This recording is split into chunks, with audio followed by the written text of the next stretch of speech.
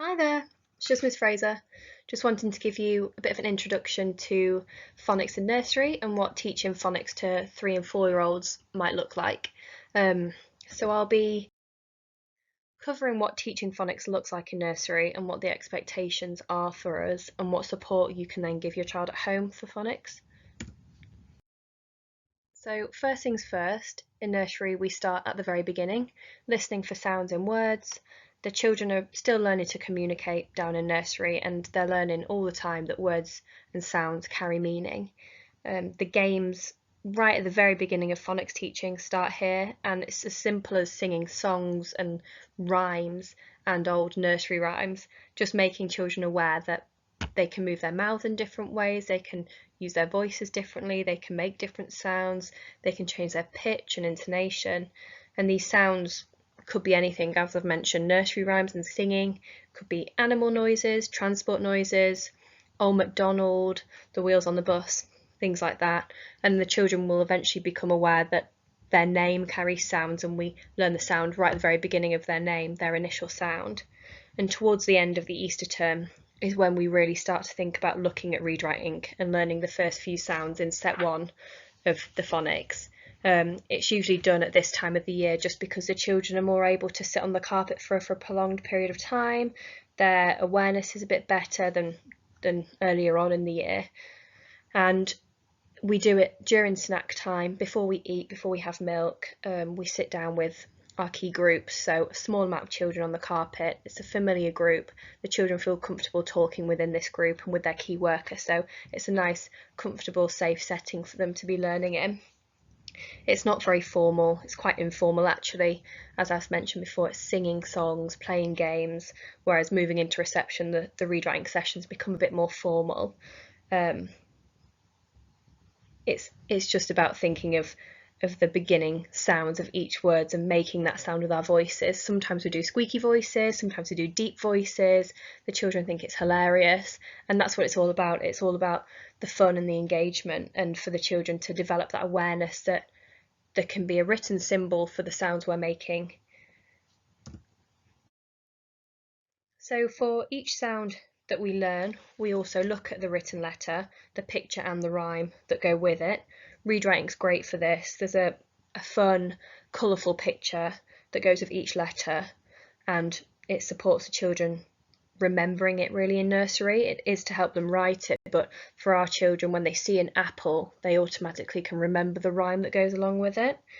For example, apple, and you go around the apple, down the leaf, and the children see the picture, remember the rhyme, and eventually that will support them when writing it. The picture card is shown on the back of the read write ink cards, so that when you're learning it, you can start off by showing the child the plain, simple written version of the letter and teach them the sound. And when you flip the card over, you have the nice picture on the back. We play games flipping it, saying the sound, saying the rhyme. It's just acting as a prompt to support them with their learning. So towards the end of the spring term, going into the summer, we try and learn a new sound every week in nursery. It's usually done on a Wednesday, just because this is when we see most of our children. And we then repeat the same letter for the Thursday, Friday, Monday, Tuesday before the following Wednesday. We often play a phonics game, we show them pictures, we have real life objects from the nursery with the same initial sound. If we're learning we collect pictures and objects that start with we might pull them out of a bag. We play games called Silly Soup. Again, all really fun things that nursery children are really engaged in.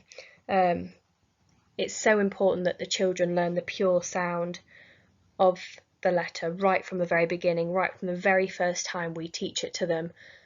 It must be the pure sound and it must be pronounced correctly. It's so difficult to undo a child's thinking once they've got the wrong sound in their head. Pronunciation is really key, and it will really support them when they're reading and writing. This is super important in nursery when we first look at these letters. There's so many videos online now about pure sounds and soft sounds that they're really interesting to watch, and they're not very long because you just run through them quite quickly. There's an example at the bottom there that you don't say f and you say f, and it's such a small change to how you might say it really quickly off the bat, but for a child learning to read, it's a huge difference. F implies there might be an and a h at the end, whereas f is very simply just f. Another really important thing to note is that children don't learn to read and write in capital letters anymore. It's quite, I say old-fashioned, it's how we learn to maybe read and write at school. As adults, we talk and write in capital letters quite a lot of the time, but it's so important to be aware that when you're speaking to your children or doing phonics or supporting them with their phonics at home, that it's the soft lowercase sounds of the letters and not the capitals. It's easy for us to just fall into asking children to write out their name and us saying the capital letter sounds for them, but when the children are trying to read and write, they can't use the capital sounds for that. So encouraging them to use the lowercase soft sounds is really important as well.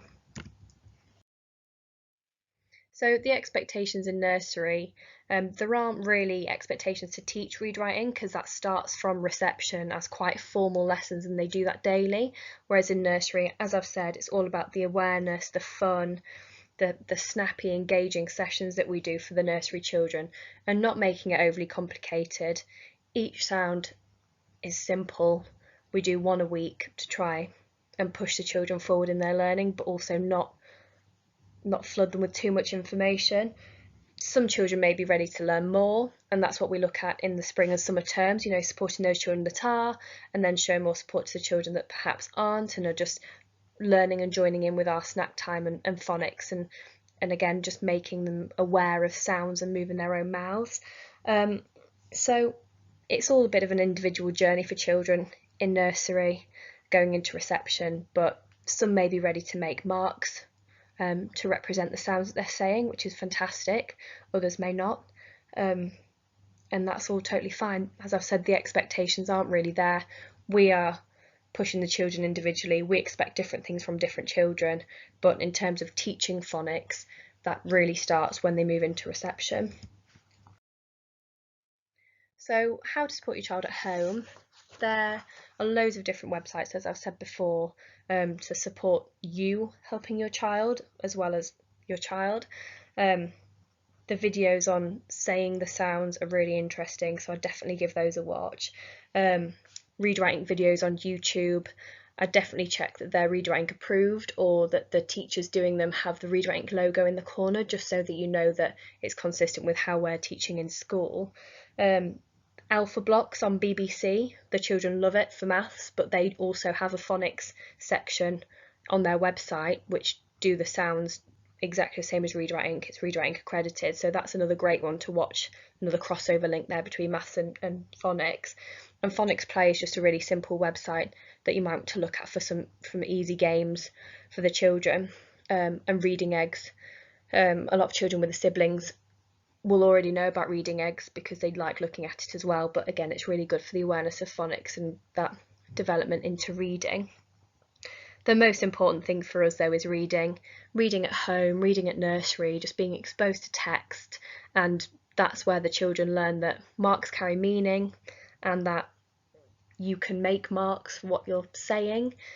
The children's development and understanding when they're surrounded by text and a range of different texts is incredible, and our favourite time of the day in nursery is all coming together and singing a song or reading a book and sharing that with everybody.